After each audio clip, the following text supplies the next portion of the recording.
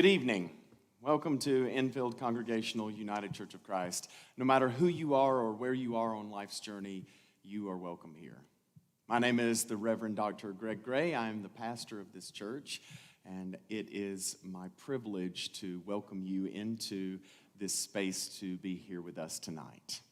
We have been engaging this year in a series of conversations called Faith Exchange.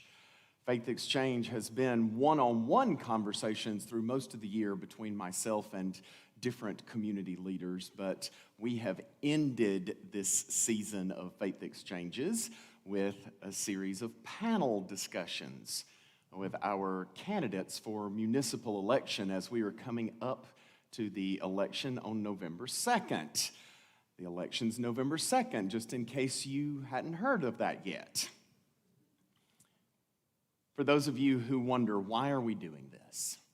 Why are we doing this? Why is this happening here in this space? Why is this happening this way? Friends, this church was founded in 1683. There was a church before there was a town of Enfield. And so in those days, there wasn't a congregational church, there was a congregational meeting house. The meeting house was more than just for religious functions. It was the meeting house because there was no town hall. It was the meeting house where all of the civic functions happened. It was the meeting house where people came to hear the town gossip. And here we are tonight.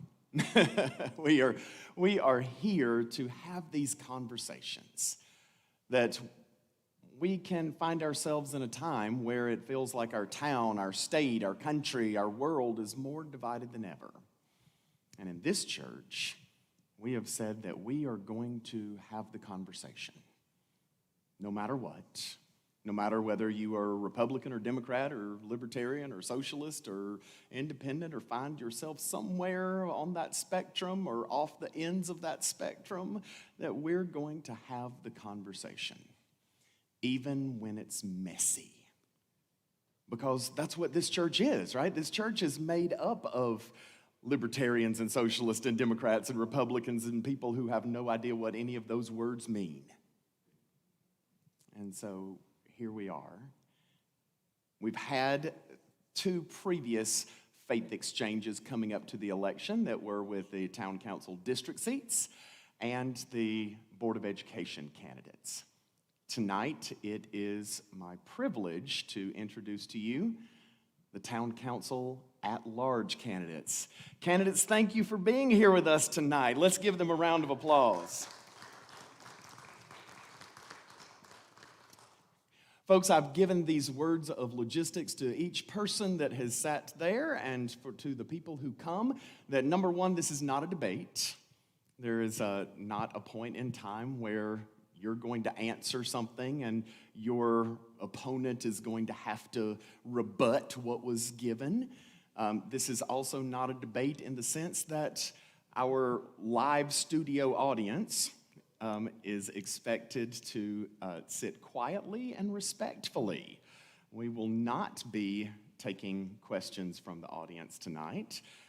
These questions come from the bios that I was given from each of their campaign. I told them before we got started that the questions are about themselves, and it's a topic that they should know something about. If they don't know something about themselves, then we've got other problems that we need to address later. But for tonight, let me start off by saying that we have an empty chair. That is Bob Crusati.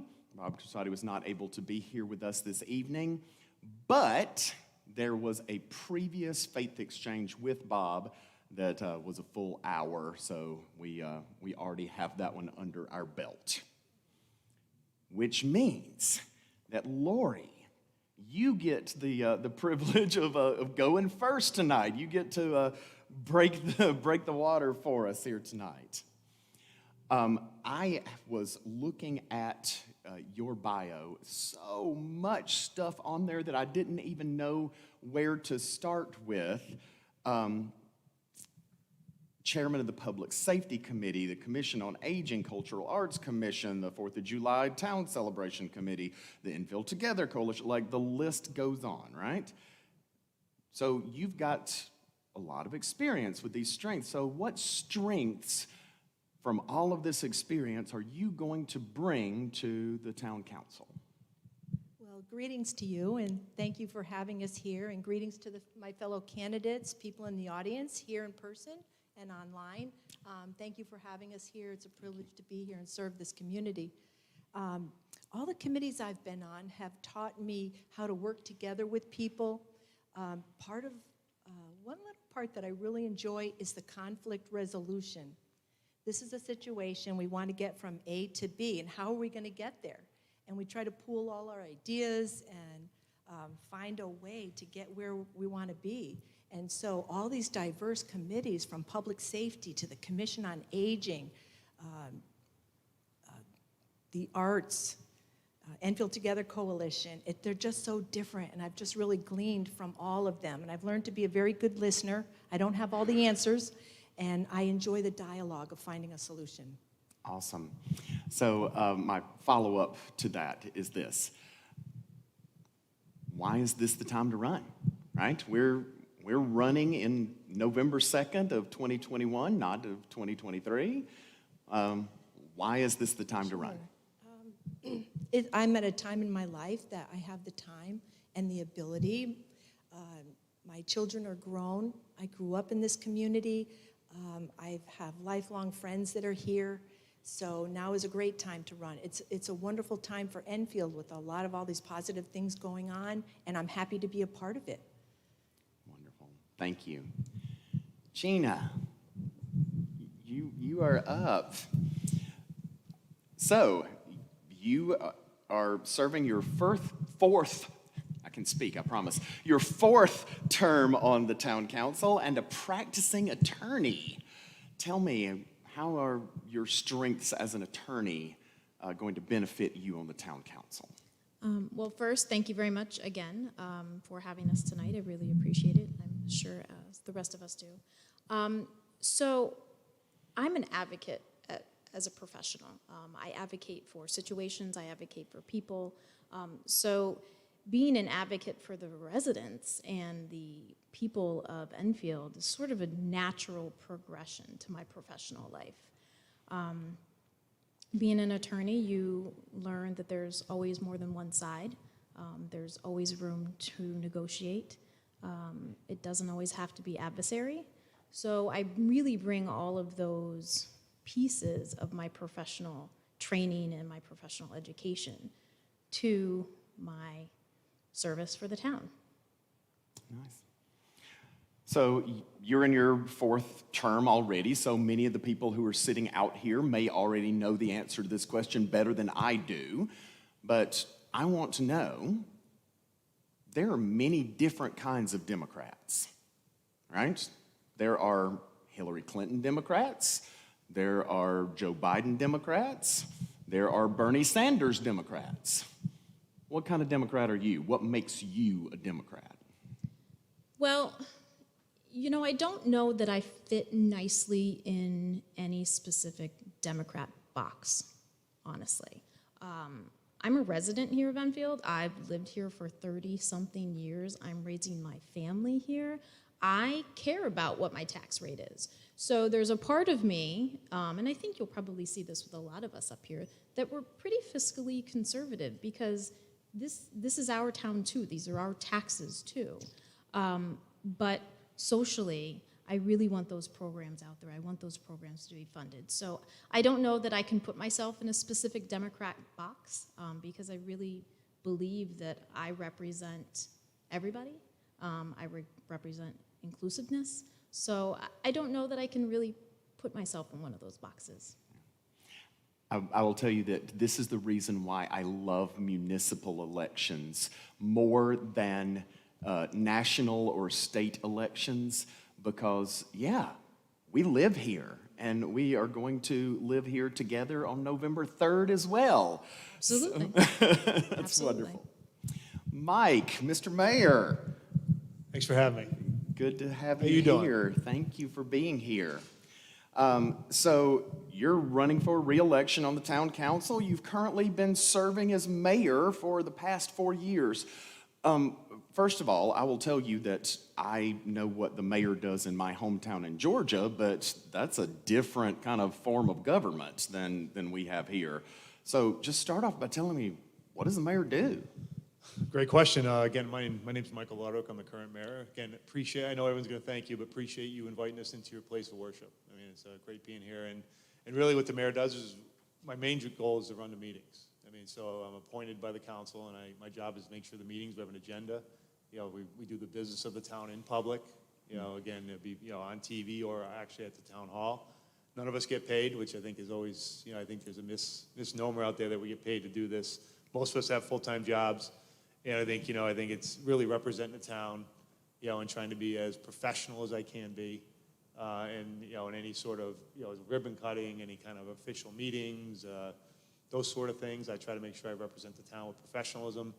And really my job is to make sure that, you know, I run the meetings, we get our business done in public, and move the town forward, which we've done for the last 4 years. All right. So I am going to ask you a similar question. Sure. Because you've been out there as mayor for the past 4 years, so these folks probably know this answer better than I do. There are different kinds of Republicans. Right. All right? There's a John McCain Republican, there's a Donald Trump Republican. There's things that are in between those two, right? What makes you a Republican? Well, I mean, I'm more of a Ronald Reagan Republican, if you want to kind of, you know, again, trust but verify. One of the greatest little sentences any Republican has made is, you trust but you verify. I love Jelly Bellies, just right, to let you know. And, coconut is by far the best. Marathon Bar, you remember that back in the day? Great one. And, but I think it's similar. I don't blindly follow anybody, whether it be a Republican, a Democrat, or independent, whatever their, you know, position is. And really when as the mayor, as I've tried to mentor some of the other folks in our party, it really comes down to the next morning when you wake up after a vote, tough debate, whatever it may be, tough decision, good decision, bad decision. You have to look yourself in the mirror. If you can look yourself in the mirror and you can say, you know what, I think I did the right thing, that's what I consider, as a Republican, that's what I try to teach these folks, is that you got to be able to look yourself in the mirror and be okay with what you did.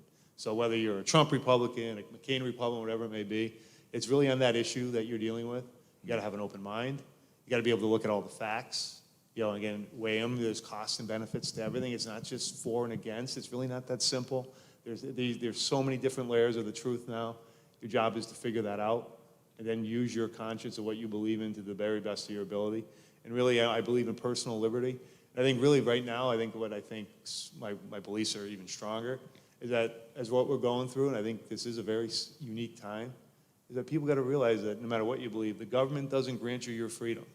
It's your faith in God that does. That's what people got to remember. And I think no matter what you believe, that's what we have to get back to remembering. There's a greater law than what we're doing right here. That's what I try to keep myself grounded, try to be humble. I'm certainly very strong in my beliefs, but I also, I like to use the word pivot. I mean, I pivot when things don't go well, and I always tell people the toughest thing to do, everyone has a plan. Implementation is the hardest part of that plan. And then when you implement, you got to be able to pivot, because it's not going to be exactly how you laid it out, and there's going to be a bump, and there's going to be something, and you got to be able to keep moving forward when the things are coming at you that, you know, oh, I wanted to do this, but this is the reality of what you're facing. So that's how I kind of try to, you know, lead. And, you know, again, I don't really try to put myself, same thing, into a box. I try to take each issue at the merits of the issue, you know, think through it, have some thought, you know, just don't take the what's for and against. That's what we've gotten into, and it's really, these issues are much greater than simple for and against. So awesome. All right, thank you. Thank you. Doug. Yes, sir. 35 years with the Department of Public Works. How does that experience serve you on town council? Well, the experience that I have working for the Department of Public Works isn't just for the Department of Public Works. We also have in our union the emergency dispatchers. We have custodians. We have librarians. So it isn't just signified as a highway department or your WPC or anything else. I've worked in a lot of these departments, and I think that my knowledge of everyday operations, everyday policies and procedures that the town puts forward would benefit the taxpayers my apologies, the property taxpayers of this town, and that I have been not just the president of Local 1029 for many of years, but I've also been involved with other sports programs. I've talked to people, I've worked with kids, I've worked with seniors, and just being part of the Department of Public Works is what helped me raise my family in this town. I have a lot of investment in this town, and I've always wanted to run for council. And in 2018, they finally changed the charter to where I was able to run as a town employee without having to give up my job. So I just think that my experience through litigations, arbitrations, and everything else benefits the taxpayers of this town. I've never, ever made any type of bad point about this town. I just think that we just need to move forward with the experience of me being on the council, because of there's nothing wrong with the council that we've had in the past and hopefully in the future. They don't have the experience that I have. They don't see what I see. They don't know what I know. And that's a benefit to the property taxpayers of this town. That's all I got to say about that, anyways. Awesome. All right. Well, Doug, I'm going to give you an opportunity to talk just a little bit more, because I will tell you that I read your bio, and one of the lines in your bio says extensive knowledge of town policies and procedures. But just me, good old boy from Georgia, reading this, did not put together where your knowledge and experience with town policies and procedures comes from. Do you want to talk about that a little bit? Oh, most definitely. I mean, like I said, stated before, when you're in the position that I've been in for the last, president of the union for the last 23 years, you are always involved with town policies and procedures. You're always working with the town manager's office. You're always working with the human resources department. You're always working with social services. You're also working with my previous jobs working with the school system, with the superintendent's office. You're working with all the teachers, you're working with all the administrators. So it's just town-wide knowledge of what I have to offer. I'm not in any means, somebody who has a very good education. I grew up tough on the streets in Windsor Locks. My parents grew up working hard. My education is very limited. But I don't think that's a holdback for me at all. I just think I just know what the property taxpayers of this town needs. I know what we need to do. And I think helping and getting on the council would help all the other councilors who are going to be elected to understand that, not just try to guess what happens in town. I can be their voice also too. So it's not just for me. It's not just for working families. It's for everybody who's on the council. So that's where my knowledge and my education comes from, working hard and just earning the right to be on the council. Awesome. Thank you. I appreciate that explanation. I would not have put that together from what I just read. They only allow you 60 words, so I mean, I can go. I can go for for half an hour and talk about everything, but Awesome. Words. But here you go. Thank you, Doug. Marie. So. Retired from Allstate Insurance after 24 years, a business owner in town with Act One Hair Studio. That's two different things, but tell me about the strengths that you have from your career and how that's going to serve you on the town council. Well, again, thank you for having us here. I love this church. It's a beautiful church, so thank you. Yes, hairdressing to insurance. I opened a salon at 22. I was a good hairdresser, still am. I knew nothing about business, but I ventured out, opened up a salon, and I learned quickly, because now I was signing my own paycheck, how important it was to learn about business. So I had 5 employees. I learned about how to do payroll taxes, and I did it all myself. I negotiated my leases. And with the help of a great accountant, I ran a really successful salon for 10 years. At the end of 10 years, I decided that I wanted to start a family. So it was time for me not to work such crazy hours. And so I wanted something a little different. I had become a hairdresser very young, and so I just wanted something different. So insurance just looked like a good fit because I already knew so much about it. So my former boss, Tom, took a gamble on me. I got licensed, and I was with him for 24 years until the office closed this past January. Working in insurance, it was a small office, 2 people there, so every day was different. But the one thing, the common denominator between insurance and hairdressing is the customer service and communication. When you're standing behind the chair doing someone's hair, you better be listening. Because if you're not, you're in big trouble when they get up. And when someone walks into your office and they've just been in a horrible accident and their car is totaled and the adjuster doesn't want to give them enough money, you better be able to talk them off the cliff. So I believe I bring those skills to town council. I am a good listener. I am a good communicator. And if I am honored enough to be voted on to the council, I will do my very best to make sure that people feel comfortable and respected at every meeting, that their voices are heard, and that everyone's opinion should matter. I am born and raised in this town. I am retired as my husband. We have no desire to leave. I have friends that are saying, what are you doing here? Go south, girlfriend. I'm not doing it. This is where my roots are. So in my retirement, this is my next chapter. And so if I am blessed with being on council, I will promise hard work and dedication. I think you're touching on my follow-up question, that what is the impetus for running in 2021, November of 2021? Well, once again, I believe God puts us where we need to be. And the last few years have been extremely challenging for many people.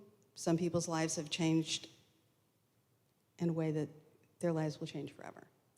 And for me, it was retirement. I wasn't expecting it. I expected to work for a few more years, but Social Security is coming on January 1st, so good for me. But I think it's the perfect time. The last 4 years, I have been a member of the Inland Wetlands, or commissioner, I should say, on Inland Wetlands. I've been part of our economic development and our joint facilities. And I have met great people. I've learned so much of the inner works of the town. And I just want to take everything I've learned and bring that forward. Enfield is located, it has the best location, I feel. We're on 91, we're between New York and Boston. We have a beautiful riverfront that is just screaming to be developed. I'm a Thompsonville girl, and nothing would make me happier than to be part of the development. Enfield needs a good gathering place, and Thompsonville is the perfect spot for it. And with the addition of Higgins Park, the pool, that should be coming, redoing St. Adalbert's Gym, we have 4 great referendums. I will speak to that. We have 4 great referendums on the ballot. We have our roads, which need to be repaired. We have our roofs that need to be done because we need to maintain our buildings. We have our recreation so that we offer quality of life to our families, young and old. And we have a regional safety. So those 4 referendums, I hope will pass. And it will be very exciting for Enfield. And I want to be part of that. So, thank you. All right, thank you. Cynthia, hello. So you have been an Enfield resident for over 40 years, but you have a lot of experience on the town council. You've been on the town council for over 20 years. Awesome, and you are a second grade teacher. My goodness, that's interesting. So tell me about the strengths that you bring to the town council after these years. Thank you again for the opportunity and the privilege to be present, to thank the audience and my colleagues. It's truly an honor to be here and be honored to be reelected. What I do bring to the table is the experience. With experience comes knowledge, comes bumps in the road, if you will, and you learn, or I've learned, how to maneuver through some of those hard times, many of the hard times. I've served on the board for Connecticut Council of Municipalities, a board of directors. I've served National League of Cities, the Finance Administrative Intergovernmental Board. All of these committees that I've been able to serve, I represented Enfield. I brought back with me bits and pieces that we could implement into our town. So as far as adding to our town, I'd like to believe quality of life, is priority. When you learn from other towns and cities and other council people from all over the country, what works, what doesn't work, you bring that home to Enfield.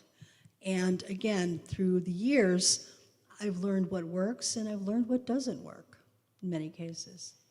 Nice. So I will ask this question, and maybe this should have been asked a number of years ago. But here's a question for you. As I was looking at your education, your teaching, like those kinds of things, how did you choose that you want to run for town council as opposed to the Board of Ed? I am a second grade CCD teacher. Okay. I teach religious education proudly at St. Bernard's, which is now St. John Parish. I also work through the school system as an academic tutor for children. I'm a realtor. I'm also a licensed claims adjuster.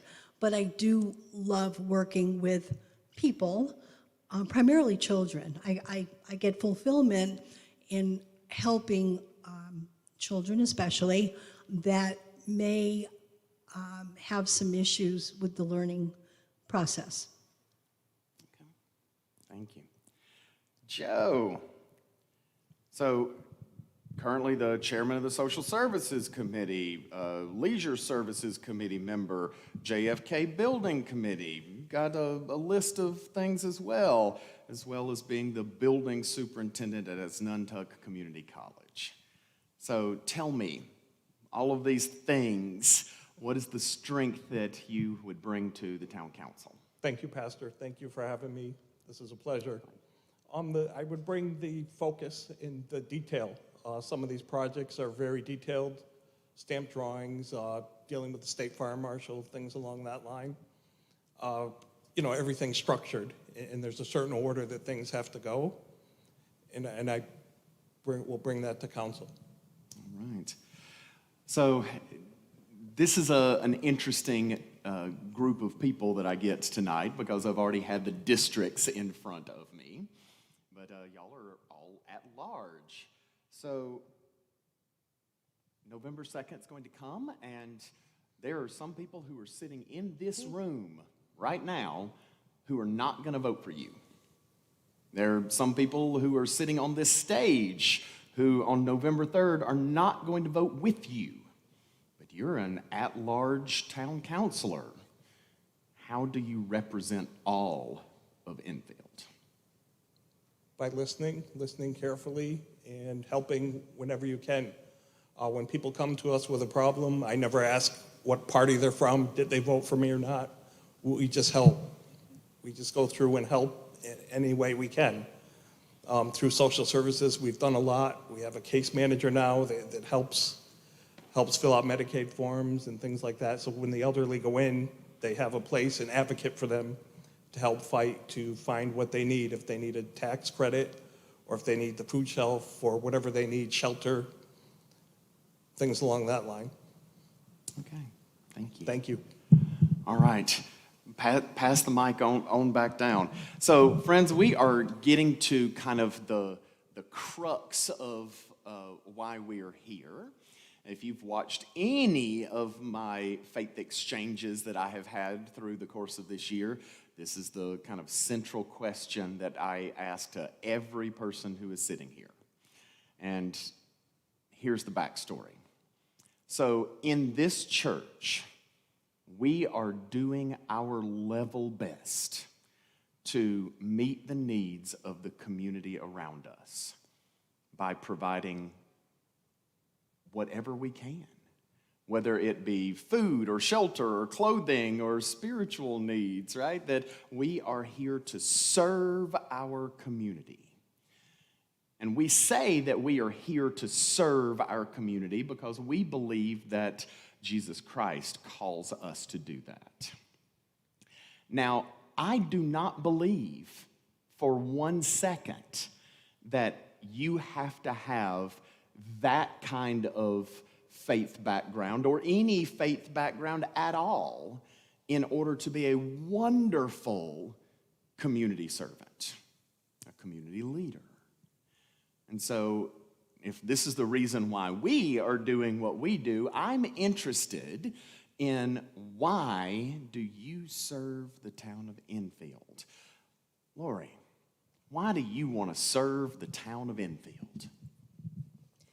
Well, if you look at the position, town councilor, it's really a position of being a servant. I'm not here for my own glory, my own attention. I'm here to serve the community in whatever way I can. I've had people call me saying, there's a tree in the front of my house. Actually, it's a business, and the limbs are falling off. Can you get someone from the town to come and get this tree down? I make a couple phone calls, the tree gets removed, and they're happy and I'm happy. And I don't ask them if they're a Democrat or a Republican. It's a resident that needs help, and they've called me. So I'm going to do the best I can to help them.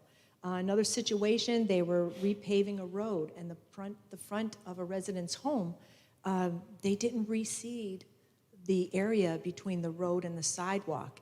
And I said, I'll be right over and I'll take a look at it. And I drove over and I looked and I thought, oh, the rest of the street looks fine, but this looks terrible. And so I made a couple phone calls, and people went out and they straightened it all out, cleaned it up, reseeded, and that person was happy. And I don't ask them what affiliation they are, even if they're registered. I'm just here to serve and to help people in any way I can. And I'm a Christian woman, and my heart is that of a servant in whatever way that I can help. Awesome, thank you. Lori, it's the same question. Why do you want to serve the town of Enfield? So, like I said before, so this is my 4th term. Maybe I'm a glutton for punishment. No, I'm kidding. I love this town. I love this town. I was raised here.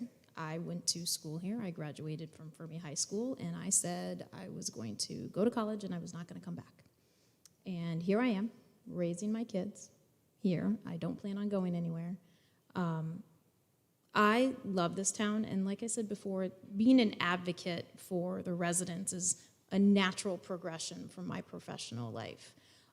I use the roads here. I use the town buildings here. My kids go to school in the school buildings here. So being able to represent all of the residents here in those same types of issues, I take pride in that. I'm an advocate at heart, and I will continue to advocate for anybody who comes and asks me to help them in this town, and that's what I'll continue to do. Thank you. Mike, why do you want to serve the town of Enfield? It's for me, I think I have a very simple philosophy. Is when I know when people wake up in the morning, or myself, or just in general, human beings, when they wake up in the morning, no one wants to get up and do a bad job. No one wants to go to work and make a mistake. No one wants to wake up and be mean to their spouse or to their family or to their friends. So how do you find leaders who actually understand that and say, look, how do you bring the good and emphasize the positive versus all the, it's so easy to emphasize the negative in this day and age. How do you emphasize the positive? And for me, I have a sense of humor. I can make fun of myself.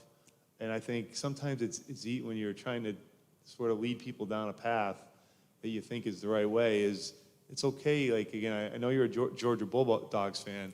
When a team plays well on Saturday, it was the players that did it. When a team doesn't play so well the next week, it's the coach. And the way I look at it, as a servant, as an adult, I feel like I'm a coach. And I'm trying to motivate people to understand, look, we're all good people. Stop focusing on what you find a negative in somebody, because there's a ton of good stuff out there. Just open your eyes a little bit. And I'm hoping I can help people open their eyes a little bit. Look, it's, you're chosen for certain things on your faith. And we were chosen to do this through very difficult times, maybe because we're positive people, and that's what needs to come out to help other people see, yeah, maybe you're dealing with a lot of difficult things right now, but you know what? You can get through it because others have. And hopefully you'll know that there's people here that'll help you to do it. And for me, it's really simple. I just enjoy the banter. I enjoy going to meet people. I enjoy standing at someone's door and they're telling me everything they want to tell me, and it's like you crack a little joke and things are, everyone's normal, right? When you can crack a joke and have a little fun. And that's what life's about, and that's what, being in this town. And I'll say, the interesting thing, we're a very generous town. We're hardworking. And, through the pandemic, there was never an issue of people donating their time and donating their money and donating their goods to helping people in this town. And it's there right in front of you. And we're hoping to continue just, the reason why I'm doing it, to let people know, look, yeah, there are a lot of good people out there. So look at the bright side of things. Yes, things are tough, but you know what? We're all human beings, and I think we can get through it. And that's really why I want to serve, is hopefully so people see that positive energy I bring. And and I try to be, professional, even though I know sometimes it's hard because none of us are perfect, unfortunately. But I think that's kind of why I like to serve, is just to hopefully, look, hey, it's okay to laugh at yourself once in a while. It's okay. You'll survive. All right, thank you. you. Doug, why do you want to serve the town of Enfield? Well, I've been serving it for 35 years. So, but I will tell you this much, it's not just because of the public service, it's because I owe this town. This town put both my daughters through an education program that's second to none. They graduated with high honors. They made the dean's list in college. One owns her own construction business in North Carolina, and she's doing a lot better than I am, especially at her age, which is great, because as parents, that's what we want from our kids. We want our kids to do better than us. My youngest one, she's fantastic. She's intelligent. She works for a multimillionaire family. The father buys the property and builds the homes. The wife sells them. She might have a very good job. She's doing better than I am, and my wife is. Fantastic. So why do I want to serve the town? Because I owe this town. I don't like what anybody says. I owe this town my dedication, my knowledge, and my willingness to do better. That is why I want to serve this town as far as I can. Thank you. Thank you. All right.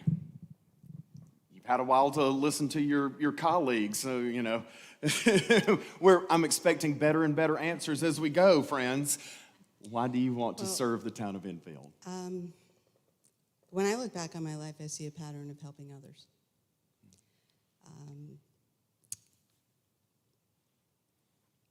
I was a religious ed teacher at St. Patrick's for 10 years, my parish that I still go to.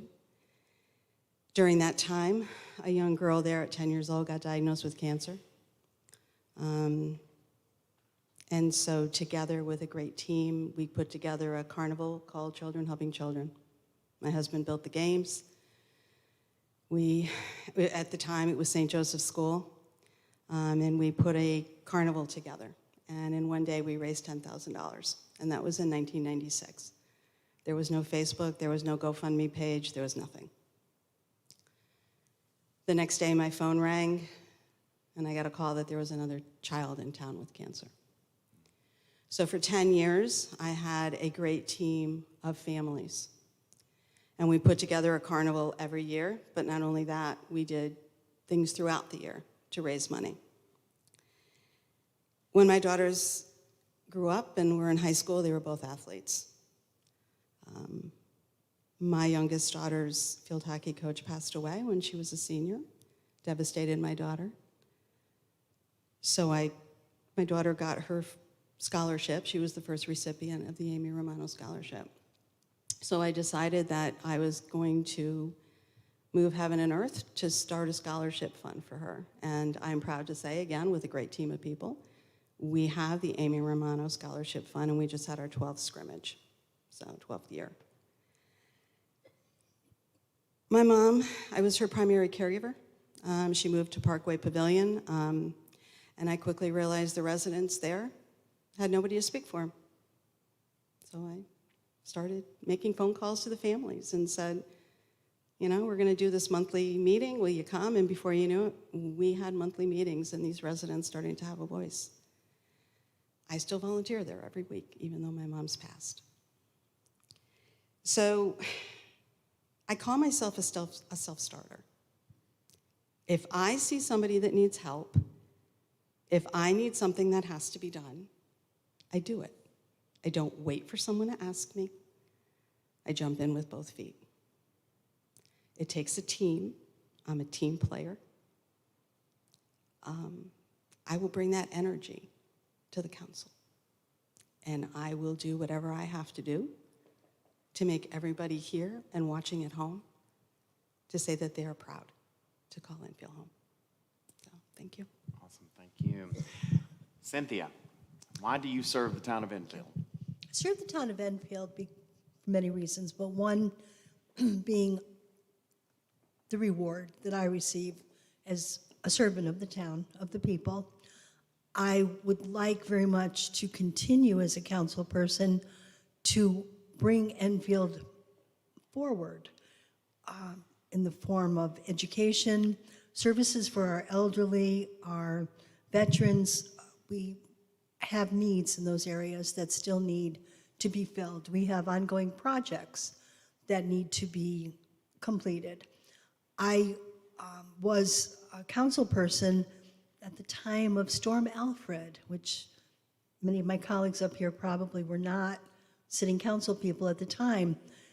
And one thing that resonates with me is how the community came together so quickly and with so much passion and support for each other. We lost our power for over 10 days, and we fought with Northeast Utilities on a daily basis to get power restored. We had elderly people and handicapped people being plugged into the walls with respirators over at the high school and the junior high. And I witnessed the good and the compassion of the people of our town. I want to remain a part of that. I feel honored that I was asked to participate in helping the people. We delivered food. We assisted with sleeping bags and quarters for people. So to answer your question, I want to see Enfield grow and continue to be the compassionate community that we are. Thank you. Thank you. Joan, last but not least, why do you want to serve the town of Enfield? I enjoy serving the town of Enfield. It's really great. It's a really dynamic town. We have tobacco barns and fields to shops to restaurants, you name it. It's very good, and I enjoy helping. Most importantly, it's bringing everyone together and seeing these projects. There's so many projects I want to see completed, especially JFK. That should be done August 2022. It's quite a adventure, about $84 million on the middle school. So I want to see that done and the referendums pass as well. There's a lot of projects, and we have a really great team here, and I enjoy the momentum that we have. Awesome. Thank you. Thank you. All right. Here's an interesting take for you. We're going to assume for a moment that all 7 of you are elected on November 2nd. I mean, wouldn't that be nice? All 7 of you get elected. You're going to serve for the next term. What is one thing that you want to accomplish in the next term? Lori, lead us off. Oh, there's so many exciting things that are going on right now. It's hard to choose just one. I'll be really excited to see JFK get finished up. I attended that school when it was brand new. I'm not going to tell you what years I went there, but I can't wait to see how that's all completed, and I've taken tours of that building, and it's really coming along beautifully. But I think I'm most excited about seeing the completion of Higgins Park.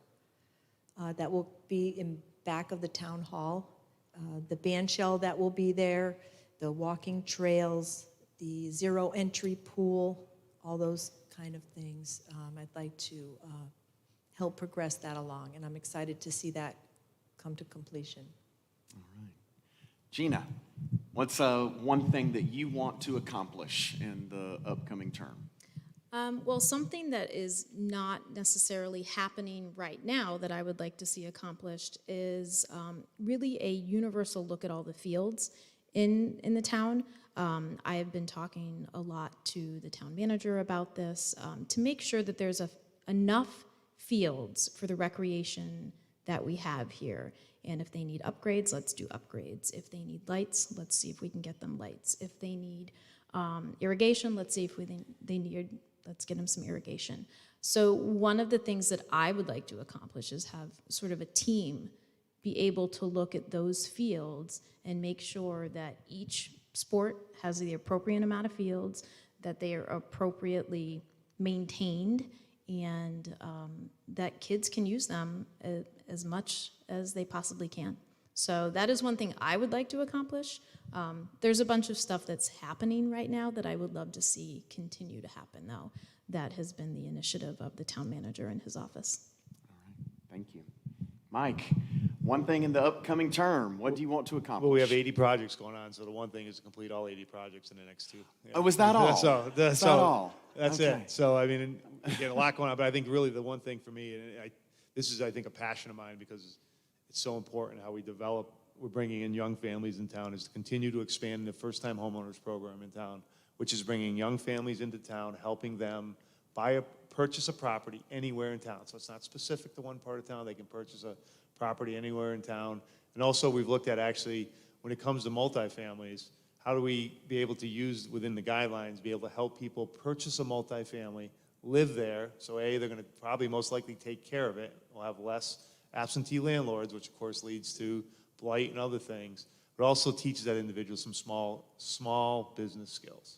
They're running, basically a business, which is a multifamily, taking care of it. They have to understand their revenue versus the cost that it takes, to maintain that property. So for me, I really want us to continue to expand that program where, again, the self-worth of owning a property, whether it be a multifamily or anywhere else in town, again, to bring those young families into town and take advantage of all the parks and all those 80 projects that are ongoing. I think for me, that's what I really want to do, is make sure we expand that. Awesome, thank you. Doug, you get elected, what do you want to accomplish in the next term? My thoughts are a little bit different than everybody else's. What I want to see is, I want to see less money being spent on projects that are taking money away from, in my opinion, the most important things. Like people say, Infield's the gateway into Connecticut. When you drive down our ramps or exit out, the grass is 4 feet high, there's overgrowth, there's people begging for money because they have no place to go. We have a lot of social service issues that they need help with. We have a lot of veterans that come home from across the world with PTSD. We have things that we need to get done to help them. We have to find money instead of spending it, this is only my opinion, on a walkway or anything else, a pool, when we should be spending money to help our residents who have served this country and need help. We have people who are homeless. We have people living up in Skiddacle now under the old bank in Skiddacle Market, the empty bank. They're living under the drive-through. because they have no place to go, no help. I don't mind seeing things occur in this town to try to draw people, but if you don't make the appearance, if you don't make things happen for people to want to stay here and thrive, and a pool to me is not one of them. I just feel through my heart and things I've done in my life that people need to come first before projects. And that's what I want to see. I want to see, this American Rescue Act money. There's money there that should be designated more towards, like our EMS and our police departments. They were first-line defenders in the COVID situation, which we still have. We lost 95% of our EMS people. Thank God they all came back after being treated. That money that's set aside for all this, or them, excuse me, my apologies for that, is that it's just, there seems to be other priorities. And I don't believe in those priorities. That's just me, I'm different than everybody else. My priorities is to help people. We got to get the people off the streets. We got to get them out of our malls. They say that they're homeless. Let's get them a place to stay. Let's find them a community place we can build and help them feed them and help clothe them and help them get them some education, help them build a job or get a career to build a job, become maybe an HVAC technician or something of that. And again, it's not just me, instead of a pool or instead of a walkway to Windsor Locks. If I want to go to Windsor Locks, I'm going to ride my Harley Davidson to Windsor Locks. That's what I'm going to do. I just think differently than a lot of people, and I just think that we need to focus more on making Enfield the place to really want to thrive and move to. But we can't do that if we can't help ourselves, if we can't help our parents, if we can't help the people who deserve it. Our veterans are really important to us. And it's not just the veterans that have PTSD. It's our police officers, it's our fire departments, it's everybody else. They have PTSD. There's not enough money being spent on things like that. And that's what I think. That's what I think. And so that's important to me. Thank you. Marie, you get elected. Starting November 3rd, what do you want to accomplish in the new term? Well, I said before, I'm a Thompsonville girl, born and raised on 38 South River Street, and they're still a part of my heart down there. And for years and years and years, all we hear about is, we're going to make the riverfront. We're going to revitalize Thompsonville. Well, I want to see it come to fruition. I want to make my grandparents proud. I want to make my uncles and my dad proud that the small town, downtown that I grew up in can still exist. Enfield has so much to offer, and it is very spread out. But I'm finding that people, especially in my age, want a gathering place that everything is walkable. And Thompsonville will really be that place. Right now with Higgins Park coming and the pool, and I know the Strand is coming down, and a little bit of my heart aches when I hear about Angelo Lamagna coming down, but I understand why it had to. But again, with just a little bit of polish, we can really make Thompsonville a destination and a place that people are proud to go to. That is one of the things I really want to see happen. I want to see downtown become a gem again. So, thank you. Awesome, thank you. Cynthia. Thank you. I'd like to answer that question in a three-prong fashion. You only get 2.5. Oh, but, okay. I would like to see our educational system enhanced, meaning more abilities for the teachers to have some spending flexibilities. I would like to see our veterans cared for more properly. I don't see many services being available or offered to our veterans in our town. And thirdly, I'd like to see our adult day care system return. We had it was taken away, and there's a great need for these 3 areas to be enhanced and implemented. Thank you. Thank you. Joe, you get elected. What do you want to accomplish in the new term? Finish Hagan Park, I think, is going to be the biggest. That's downtown by Town Hall. It's a big gathering spot for a lot of events. The farmers market, the Enfield 4th of July committee, we all use that area. So I think that's going to be a big draw to the area to be done. Another important thing I think we forgot, the thing we need to work on most, is a zero tax increase. I know that's not a project, but it's still going forward. We can't, we have to maintain the budget as well to keep that going. I spoke to residents, and they can't afford it. They can't afford, the fuel prices and everything going up, the groceries, everything's going up. So that's going to be a struggle as well to make sure that we watch the money closely. Thank you. All right, thank you, sir. So, folks, y'all are my last faith exchange of the year, and we are 6 days before the election. Is that, no, 8 days before the election. My goodness. In case y'all didn't know, it's on November the 2nd. You need to go vote. But this is really kind of your closing argument to a captive audience who is sitting here, as well as to a group of people who are watching at home, either live or in the days to come. So I know that each of you would say to your constituents, go vote for me on November 2nd, 8 days from now. But let's hear your closing argument. What do you need to tell your constituents with 8 days left? Okay. It's a free-for-all. Isn't that nice? It's a freebie. I haven't given a freebie to anybody else. Y'all are, just getting a softball tonight. Oh, I'm a very compassionate person, and I believe in giving back. Like I said, I grew up in this community. I graduated from Enfield High. My husband graduated from Fermi, and we met at his Nuntuck. So we've kind of come full circle.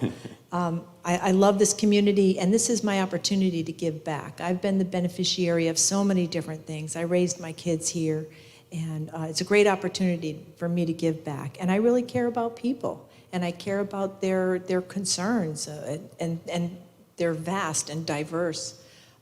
But I actually enjoy the process of figuring it all out and trying to help someone. 2 areas that are very important to me is public safety and education. I've worked with the chief of police on the public safety committee. I went to Hartford and saw their compound there of their cameras and how they operate there, and some of that was moved to Enfield.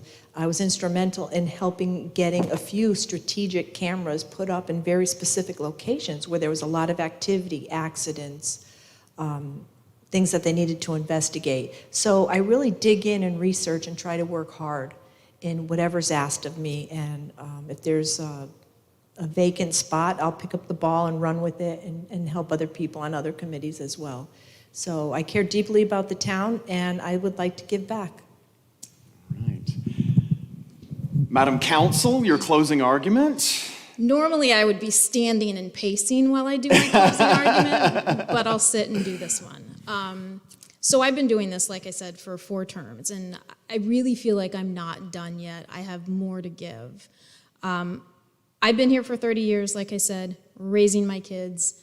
I love this town, and I want to continue to give back. I am a fierce advocate and supporter of our schools and our educators. I am a fierce advocate for our most vulnerable residents, which is our seniors and our children. I want to continue to be able to advocate for them. I think you should vote for me because I ask tough questions. I am detail-oriented. I demand reasoning behind the answers that I'm given. I'm not just a yes, ma'am. So, and I am going to represent each and every person, and I really feel like I have represented each and every person in this town for the last 8 years, and I'm going to continue to do so. It's not going to be a certain group of people. I'm not there to represent me and my interests. I'm here to represent 43,000 residents here. That is what want to do. I do want to revisit the resolution that banned the cannabis. I do think that's something that a lot of people want to see. So I am looking for people's support because I also support them. And so I would love to have my spot back up there, and that's why people should vote for me. Awesome. Mr. Mayor, 8 days left. What do your Yes. people need to hear? Well, I just want to thank everyone. It's been an honor to be mayor for the last 4 years. It really has. And people forget it. 4 years ago, we inherited an $8 million cut from the state of Connecticut. And one of the things that we did when we balanced the budget, people forget that year, we did not cut the school board. We kept them whole. We figured it out with the town council. We met every single week, and we balanced the budget because we have to. I mean, because the municipality has to, without affecting education. And if you start looking through all the deficits that we inherited 4 years ago to where we are now with 80 projects ongoing, a lot of quality of life, parks, opening up the river. We'd love to be able at some point really bring back the walking bridge so people could have a destination point on the river, go fishing, enjoy the beautiful Connecticut River, the northern part of the Connecticut River. And really, of all the things that we've done, we just get started. I mean, I believe in continuous improvement. I'm always looking to find the next thing.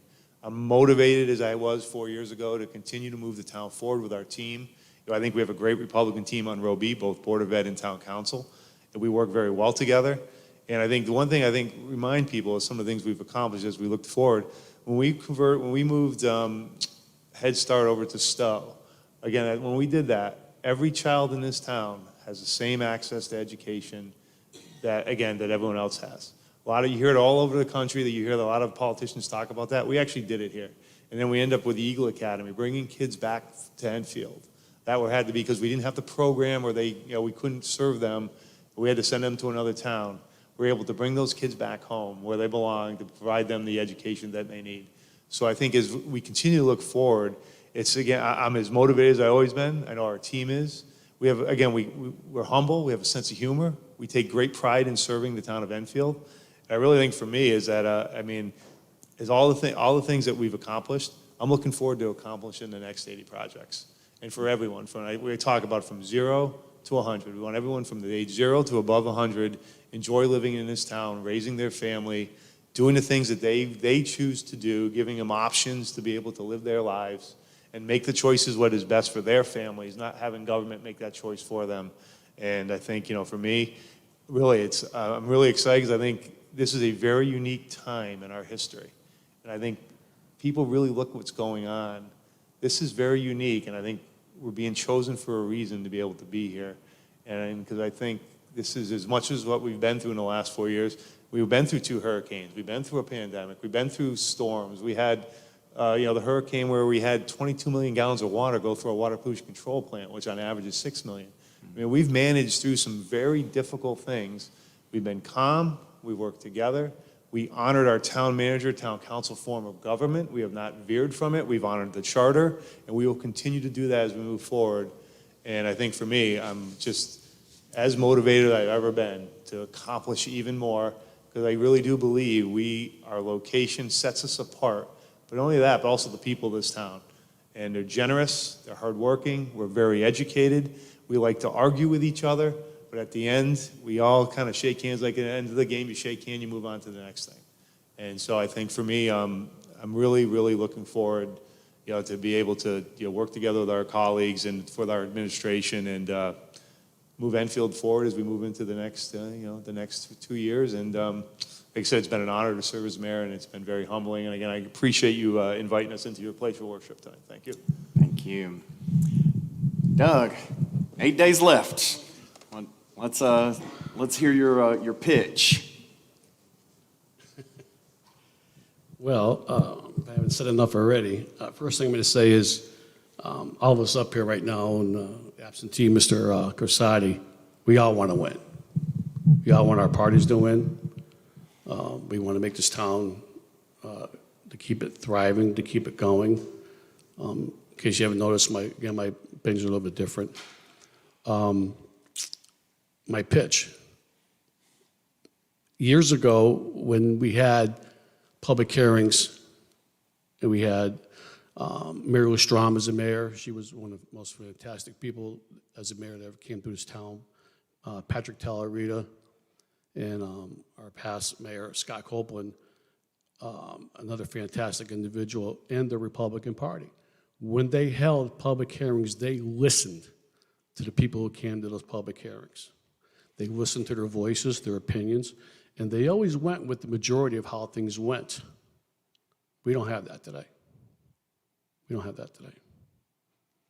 And it's a shame that our property taxpayers are not really being heard. They may have elected individuals onto this council in the past, but they're not being listened to. When you have a majority of somebody that comes to a public hearing, that's how the council should vote, not against it.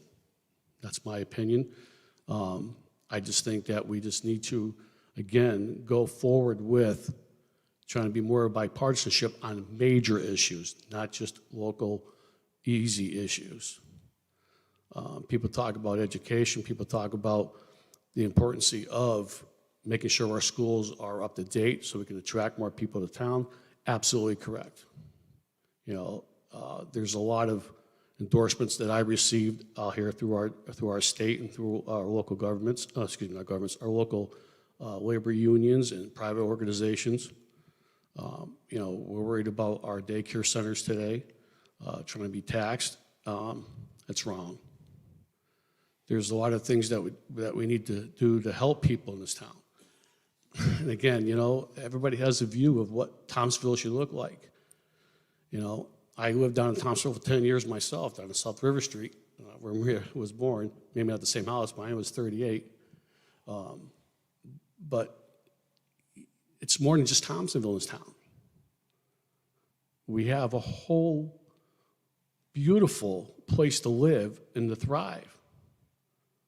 We just can't focus on one particular area, in my opinion. Yes, we want Thomasville to thrive. I'm all for referendums, but we keep adding more money and more money to our debt. You know, yes, we are AA plus rating. We have a great system. We have low interest rates in our loans, but we keep adding to it. And who's going to pay for those? Not us. Our grandkids are. Our great-grandkids are. They're the ones who are going to be paying for all this stuff. I love the idea of giving people the voice to vote for referendums. That's their voice. But we have to come to a conclusion sooner or later that we have to pay off what we owe. It's like having a charge card that you can just keep charging and charging and charging and charging, but when something happens, who's going to pay for that? It's just to me, I just don't understand why we keep adding so much more and so much more. Yes, we need roofs.